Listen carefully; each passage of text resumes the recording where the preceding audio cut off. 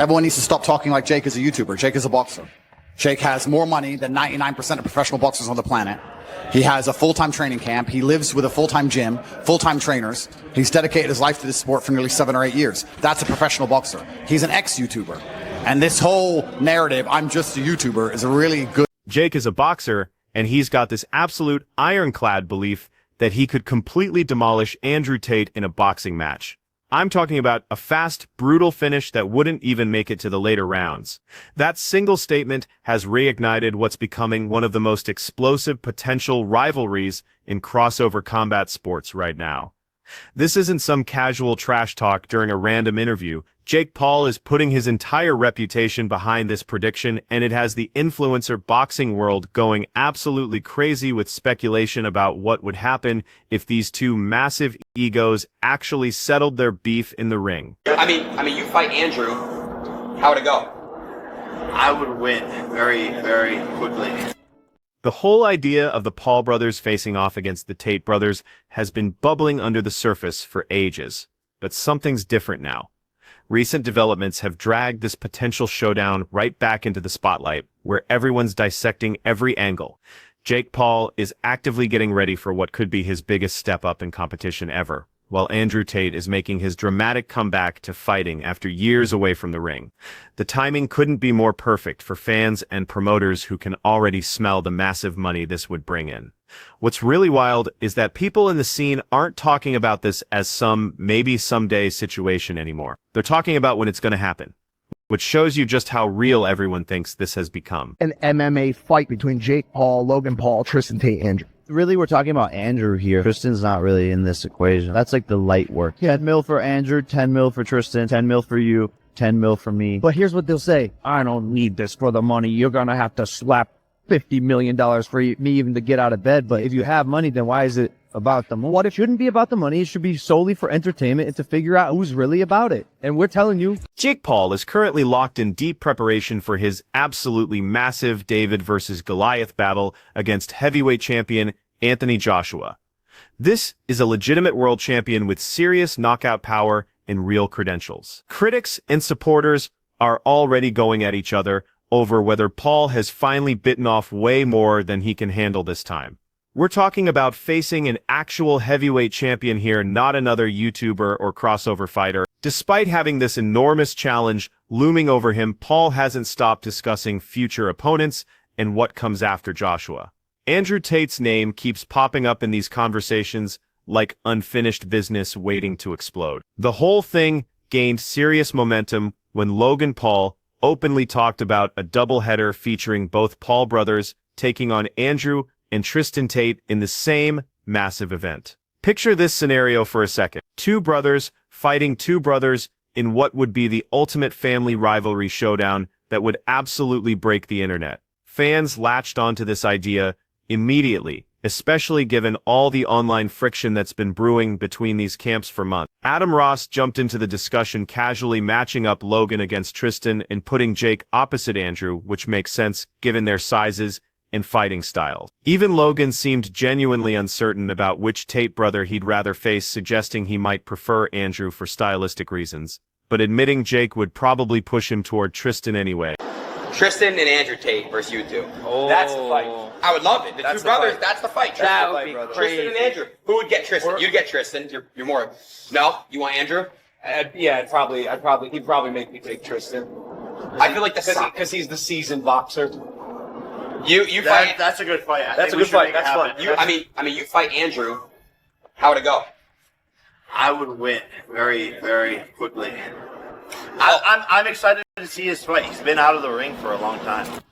When the spotlight finally landed directly on Jake Paul and he couldn't dodge the question about facing Andrew Tate, his confidence was absolutely unshakable. He made it crystal clear that he doesn't see Andrew Tate as any kind of long-term problem whatsoever, and expects a fast, decisive finish if they ever meet. That rock-solid self-belief was backed up by his curiosity about Tate's upcoming fight, where he specifically pointed out how long Tate has been away from active high-level competition. From Jake's perspective, that ring rust and extended time away from real fights could be absolutely decisive, especially against someone like him who's been consistently active and constantly improving.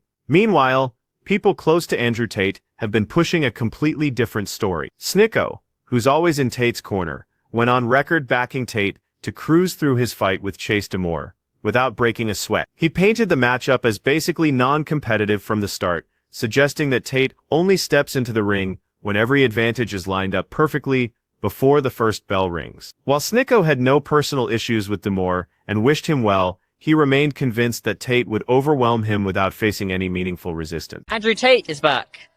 Back on Misfits. He's fighting. He's the CEO apparently. It seems like they're trying to set something up with KSI in the future, so yeah, that's cool to see that. You still call Tate? Do you still speak to him? I know you had a relationship earlier. I think like 2023. You were kind of hanging out with him. It sounded a little gay. No, not relationship, but like friendship. Sorry, friendship. No, we were never friends. I mean, I knew him a little bit, but no, it is what it is. He's doing his thing. I'm doing my thing. Adam Ross echoed remarkably similar thoughts, reinforcing this widespread belief among Tate supporters that his edge goes way beyond just physical attributes. From Ross's angle, Tate's years of discipline, intense mindset training, and extensive competitive experience across multiple combat sports create a gap that someone like DeMoor simply cannot close no matter how hard he trains or how badly he wants it. Ross even hinted at attending the event himself, especially if other recognizable faces from crossover boxing showed up, which would add another layer of spectacle to an already massive attention-grabbing event. The question everyone's asking is simple, but loaded with implications. Does he beat Chase DeMoor, and if so, how convincingly? Could it even be close? I heard, I don't know if we can put this in there, but Chibu was fucking up Chase DeMoor in a spar, and that's crazy. And by the way, Chibu's an excellent fighter. Don't get it fucked up now, but that's fucking crazy. So, yeah, I mean, it's not going to be close. I mean, at all. Andrew's obviously going to finish him. And then hopefully we see Andrew fight KSI next. That's the one that everyone wants to see, for sure. Good. Would you go to that? I'll pull up to that one. You will come. I'll go to that one. It'll probably be what? Dubai, probably? Yeah. I'll go to that. If they fight, I'll pull up to that for sure. That'd be a good Well, fight. you went to Dubai to meet him before, didn't you? I've been to Dubai. The first time. That's right. I was in Dubai a few years back, so I'll definitely pull back up again for sure. I would love to. Mam's invited me to this fight next month, but again, we're not gonna, I'm not gonna go to that one, but I'll definitely go to one. The Tate versus DeMoor fight has already generated absolutely insane buzz ahead of its December date in Dubai under the Misfits boxing banner. The build-up has been fueled not just by contrasting predictions from different camps, but by increasingly personal shots being exchanged between the actual fighters, with trash talk escalating daily. Their press conference went absolutely viral, racking up millions of views and making it clear that neither man has any intention of keeping things professional, with sharp trash talk flying back and forth right there in front of cameras. Media and fans who ate up every second of the drama. Chase DeMoor took things way further by targeting Tate off the canvas, entirely going after him on a personal level. A post went viral showing DeMoor posing with Bry Stern, an influencer who was previously romantically linked to Andrew Tate, in a very public way. The post strongly suggested a friendly, maybe even affectionate connection between DeMoor and Stern, backed up by screenshots of alleged messages that suggested genuine chemistry between them. The implication was completely obvious and absolutely intentional, designed to provoke Tate on a deeply personal level, hitting him where it might actually hurt emotionally. This psychological warfare was next level, and everyone could see exactly what DeMoor was trying to do. Really, in my DMs, this new generation of people don't understand the lines. Karma is real. Wishing genuine harm on people, or insulting people's coaches, or doing these terribly things. Your coach is about it. You end up paying the price. And we're going to see on the night. Fraud. I promise you, continue to disrespect me. Unfortunately for you, you're not going to have a career after. I'm the heavyweight champion. I do what I want. You do what I say.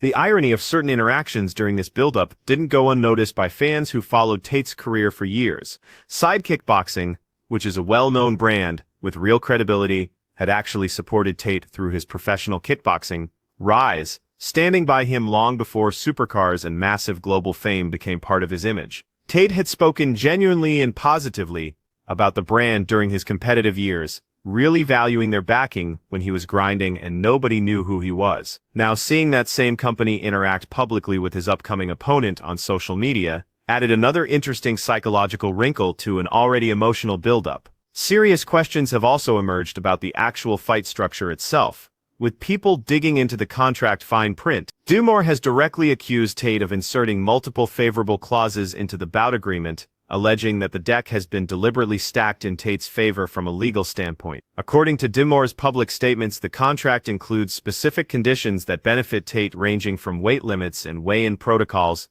to fight logistics that could impact performance on fight night. My only question for you is, Andrew, is why did you want 6 rounds and not agree to the 10? Because you don't have the gas tank. Why did you want a weight clause? Because you're not big enough. You're not strong enough. Why do you want your venue, your city, your everything? Why are these the questions that nobody's asking you? We all know the answer to them. We just don't want to say it because you're surrounded by a bunch of yes men.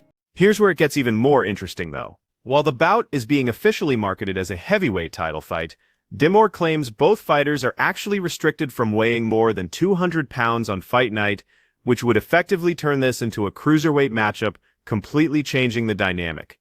He also pointed to a rehydration clause, limiting how much weight fighters can put back on after the weigh-in, and expressed genuine frustration over fighting conditions, suggesting the entire event is being set up in Tate's preferred environment, with judges, referees, and equipment all aligned to his advantage. DeMoor even alleged there were attempts to dictate his glove selection and require him to fight use house gear rather than his own personal equipment he's trained with for years. Despite voicing all these concerns publicly and making it clear he feels the playing field isn't level, DeMoor emphasized he accepted every single condition without resistance. From his perspective, the absolute priority was simply getting Andrew Tate into the ring, regardless of disadvantage, because he believes in his ability to overcome them. He framed himself as someone genuinely accustomed to being counted out, pointing to a history of entering fights as the underdog and defying expectations through explosive performances that shocked everyone.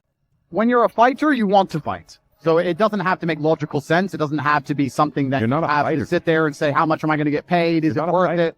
Fighters want to fight. You're a fraud. I've been fighting my whole life, You're a victim. and I'm excited to get back in there and do it again. It's all I've ever done. Chase, you don't believe him. You don't believe that's why. The only thing he's ever fought is his hairline, man. Like, he's not fought anybody tough. You were 4-3 in light heavyweight. What makes you think you can just hop in the heavyweight division and go fight the champ? You should have thought it was somebody easier, buddy. I'm not the one.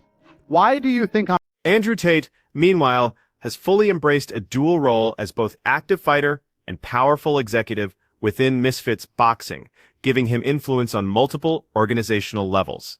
After a dramatic shakeup that saw him effectively replace KSI's influence within the decision-making structure, Tate was officially announced as the promotion's Chief Combat Executive Officer, a newly created position. This move immediately shifted power dynamics within Misfits Boxing and intensified scrutiny around his debut fight.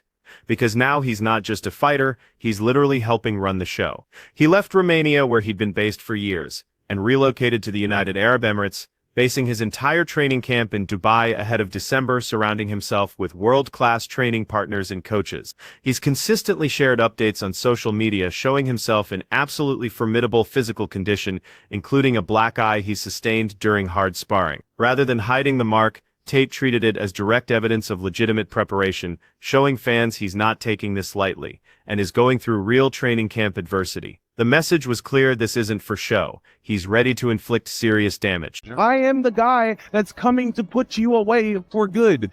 Just like this, although I am going to beat you, from the bottom of my heart, all bullshit aside, all bravado aside, even though you just threatened a man with 4 children with brain damage, I genuinely, from the bottom of my heart, hope you get up and you're perfectly good at it.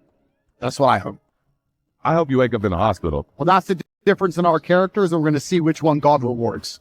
In a detailed vlog released through his official platform that racked up massive views, Tate offered a deeper look into his daily training routine. The footage showed him sparring multiple partners in single sessions, arriving early when it's still dark, grinding through brutal workouts that would break most people, and leaving last after everyone else went home exhausted. This portrayal highlighted his endurance, pain tolerance, and unwavering commitment qualities he believes will be decisive against DeMoor, who holds a mixed record with wins and losses, showing he's beatable. Tate's return carries extra intrigue due to his extensive professional kickboxing background, which newer fans might not fully appreciate. With a professional kickboxing record boasting dozens of wins and only a handful of defeats accumulated over years against real fighters, He enters boxing as a relative newcomer to the specific rule set, but definitely not as a complete novice to combat sports or fighting under pressure. Some record keepers credit him with a knockout rate around 75% across his kickboxing career, reinforcing the idea that he brings genuine finishing power while making the transition to a different discipline. Yes.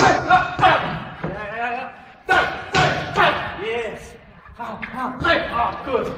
Yes.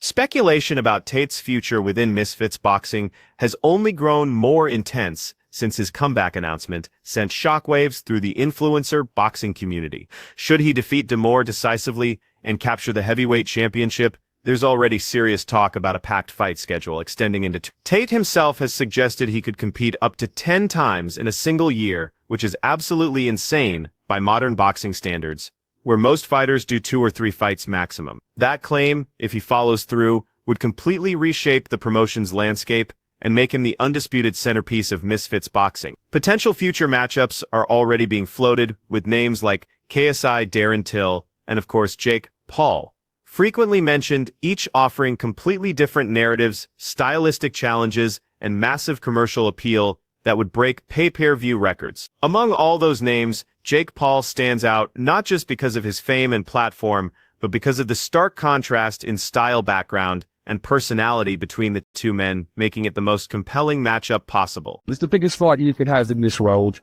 Jake Paul. I think it would be. I think that would be quite a nice faced off a couple of years ago. Was that just a karma? Yeah, we faced off and then I got thrown in jail. So we had a slight delay, but that would be the biggest fight. Jake's a little shorter than me, but we're around the same height. Everyone talks about Jake like he's a YouTuber. He's not a YouTuber, he's a boxer. He trains their time, it's his own gym in his own house, a ton of money, best nutritionist. Jake's a boxer, he's a serious competitor, a serious contender. And that would make me a lot more money than Darren. So maybe that's why Darren's so desperate to try and get the fight with me first. Adding even more pressure to the upcoming fight, Chase DeMoor has publicly stated he would walk away from fighting altogether and retire permanently if Andrew Tate stops him in the first or second round.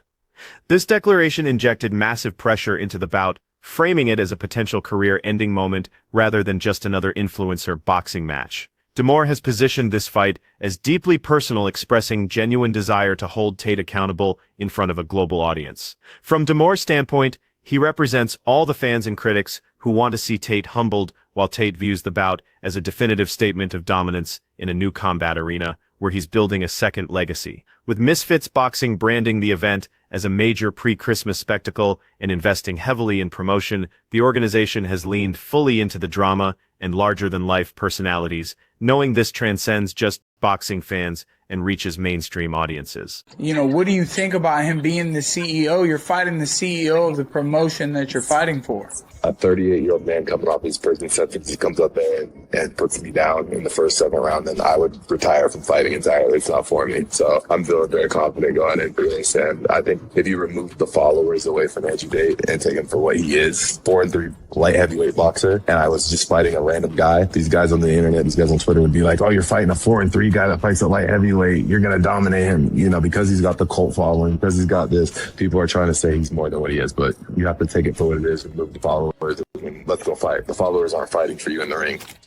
Against this complex backdrop of rivalries, accusations, and massive egos, Jake Paul's claim that he would dispatch Tate quickly feels less like empty trash talk and more like a deliberate spark tossed onto dry kindling, ready to ignite. Whether their paths actually cross in the ring remains uncertain and depends on contracts, timing, and whether both men keep winning, but the narrative momentum behind this potential fight is absolutely undeniable. Every fight that happens, every comment on podcasts, and every viral moment feeds into a growing sense that this collision, if it actually happens, would be as much about ego influence and cultural impact as technical boxing ability. For now, fans are watching these storylines unfold in real time, each loaded with hype, controversy, and bravado. Still looming above it all is Jake Paul's blunt, confident assessment and the very real possibility that sooner or later, both men will have to prove whose confidence was justified when words are no longer enough, and it's time to step into the ring and settle it once and for all.